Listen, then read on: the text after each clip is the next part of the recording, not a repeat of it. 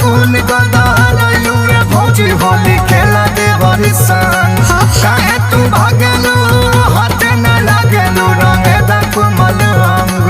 अरे भौजी ऐसे मत तड़पावा हो तड़पे के परी चढ़ते फागुन गदारलू रे भौजी होली खेला देवर संग काहे तू भागलू हाथ न लागलू रंगे दा कुमल अंग। तोनी सुडल वाला सुना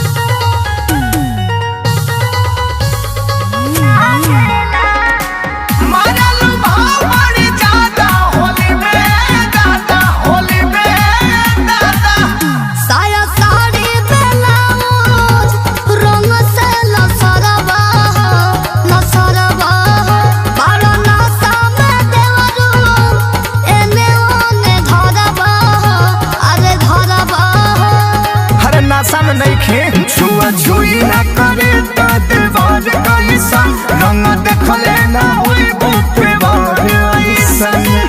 ए हो बॉडी पावर फीलिंग देवरू जागेला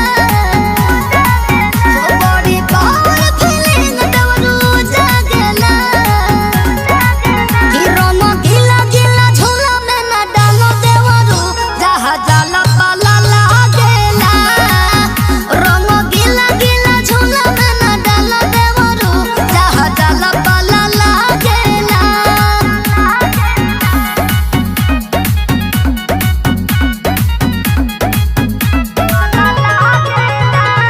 भौजी हो तनी डाले त रंग मन मौजी जॉनी